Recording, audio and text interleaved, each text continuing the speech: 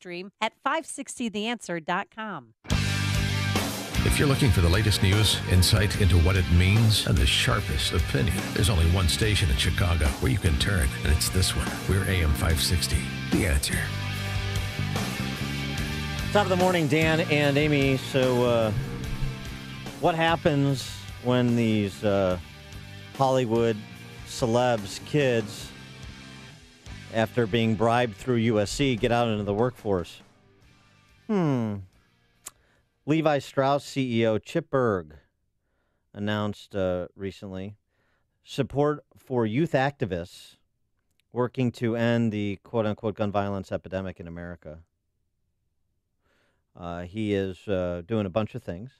Establishing a Safer Tomorrow Fund will dole out $1 million to grants to nonprofits and youth activists working to end gun violence in America. By the way, just so we're speaking plainly, when you talk about working to end gun violence, you're talking about banning guns and restricting gun ownership. That's what this is. Just as his company will join Everytown for Gun Safety's new Business Leaders for Gun Safety Coalition. We know Everytown for Gun Safety has a whole gun control agenda. That is not in question. In addition to that, Everytown for Gun Safety, the organization, working to join banks and other businesses doing their darndest to bankrupt gun companies and marginalized gun owners, trying to get businesses like banks to not provide banking services to gun shops, gun owners. Finally, Levi Strauss, the CEO, is going to try to incentivize employees to join him by doing a match to anti-gun organizations, paying employees for 60 working hours per year, 5 hours per month, to volunteer for anti-gun organizations. How about this story? Credit Suisse, speaking of banks, has a reverse mentoring scheme whereby recent college graduates are encouraged to take older employees under their wing and coach them about diversity issues. So somebody who just You mean it's not a wooden ship? just got bribed through USC is going to go to some senior level person at Credit Suisse and mentor them on diversity issues. Wouldn't you love to be working at Credit Suisse under that dynamic? This is part of a piece authored by Toby Young, the associate editor of The Spectator, that you can find at spectator.us, about the woke corporation. Toby Young is also the author of What Every Parent Needs to Know. And Toby Young joins us now for more on this topic. Toby, thanks for being with us. Appreciate it. Good morning.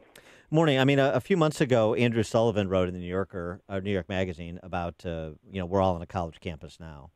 And it seems to me his point about the ethos on college campuses permeating all aspects of society, including the business world, is coming true. And that's sort of what you document in no uncertain terms in your piece.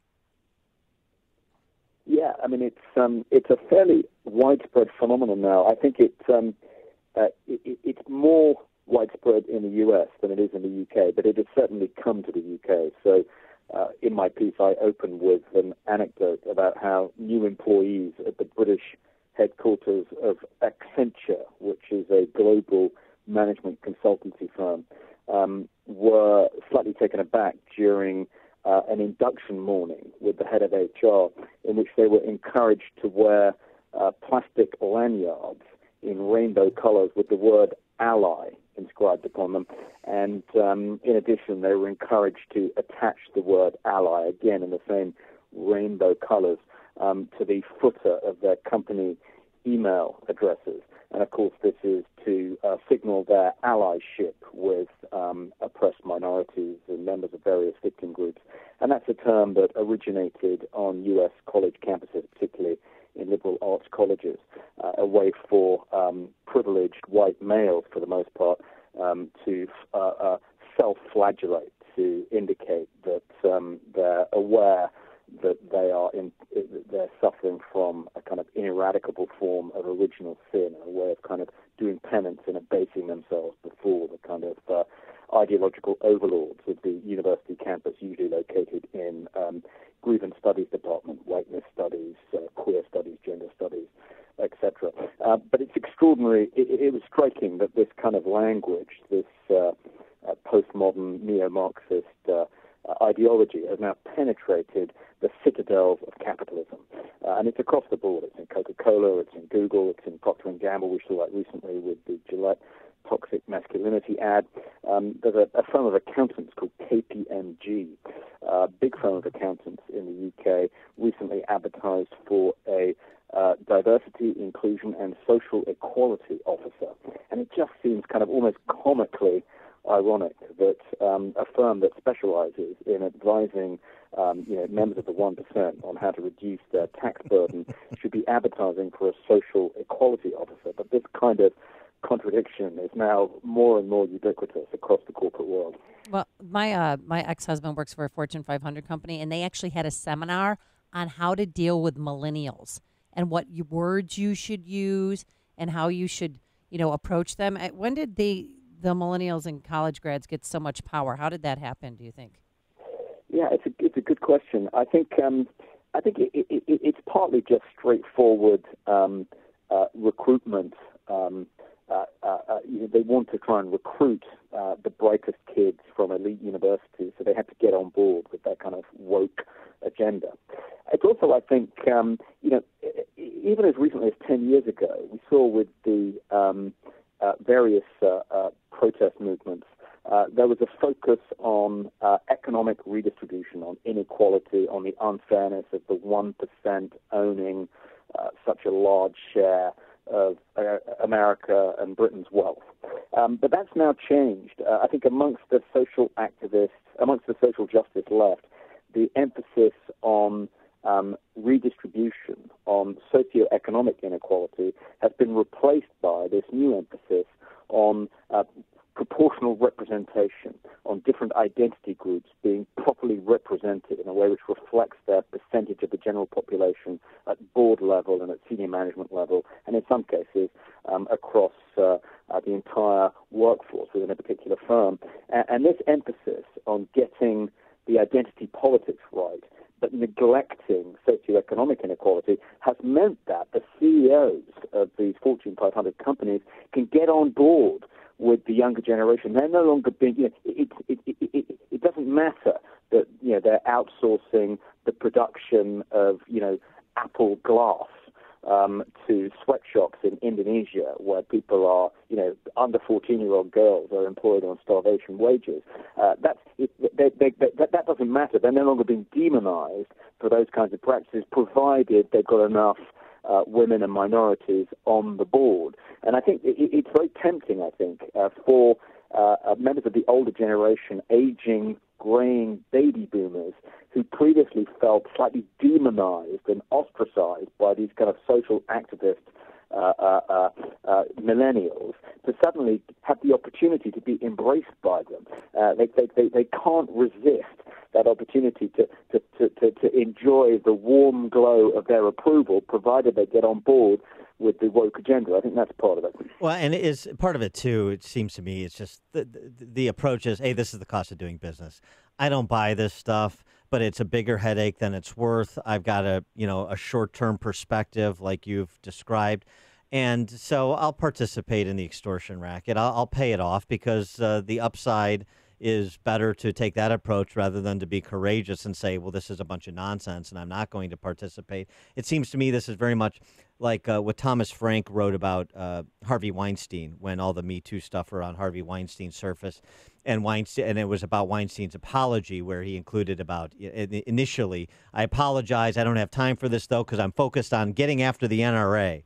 And the whole idea was that taking the right positions on the right issues or against the right groups gives you license to behave however you want to behave, like Harvey Weinstein did. So if I need to pretend that I care about gun control in order to behave like a savage, then that's what I'll do, and that's the deal Harvey Weinstein made, and it seems to me that's the deal a lot of these C-suite executives are making too.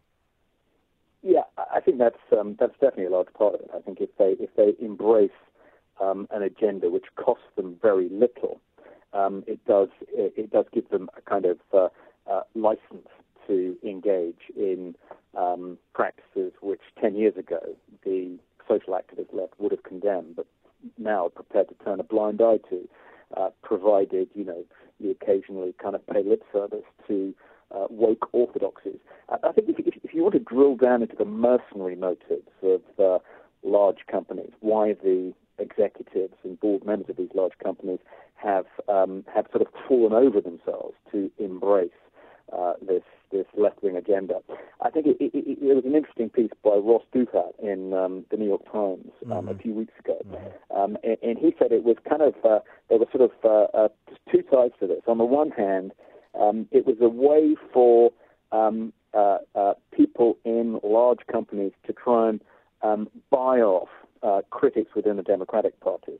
So as a sort of insurance policy against the possibility of the Democrats taking over the White House, winning the Senate, a way of trying to fend off the possibility, the risk of greater regulation, of a rise in corporate taxation. If they pay lip service to this kind of identitarian agenda, which has completely captured the Democratic Party, it might be a way of fending off attempts to kind of interfere in their business.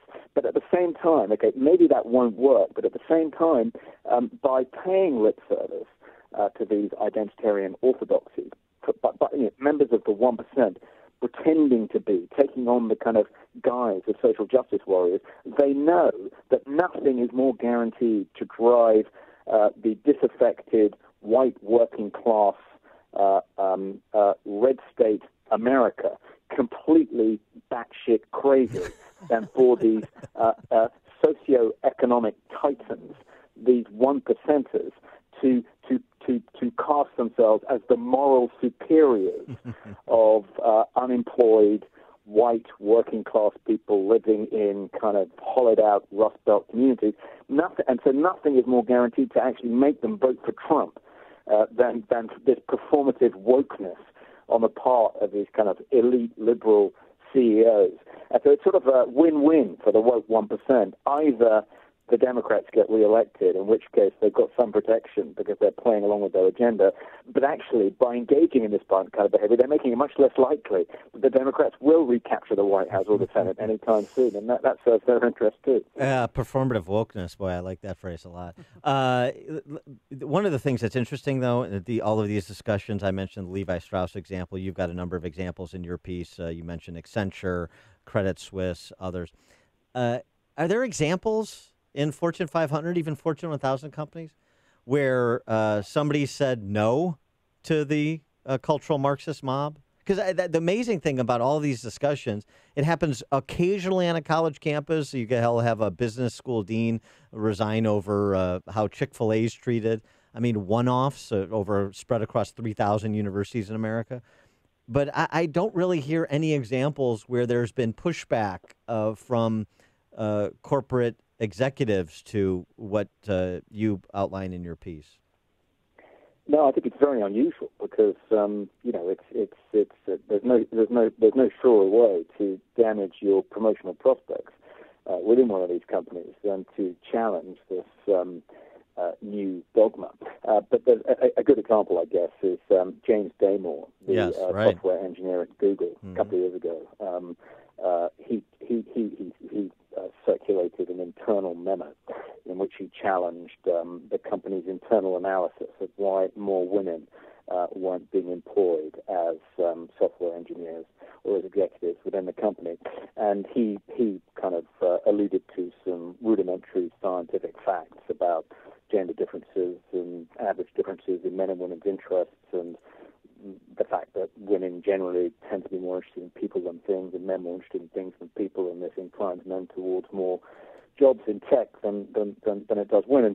And fairly uncontroversial stuff from a psychological point of view, and various psychologists attested to that afterwards. But he was immediately fired from Google and accused of trafficking in gender stereotypes, and then the National Labor Relations Board rubber-stamped the decision and said that, yes, he'd created a hostile work environment. So, it was a sort of object lesson for anyone thinking of challenging this stuff. It's like, yeah, you challenge it, you're out on your arse. He is Toby Young, associate editor of The Spectator. He's also the London associate editor at Quillette.com. His book, What Every Parent Needs to Know. Toby, thanks so much for joining us. Appreciate it. Thank you. And he joined us on our turnkey.pro answer line. Before you see it on TV, share it on Facebook, or read about it in the paper. Hear it here first. This is Chicago's Morning Answer on AM 560. The Answer.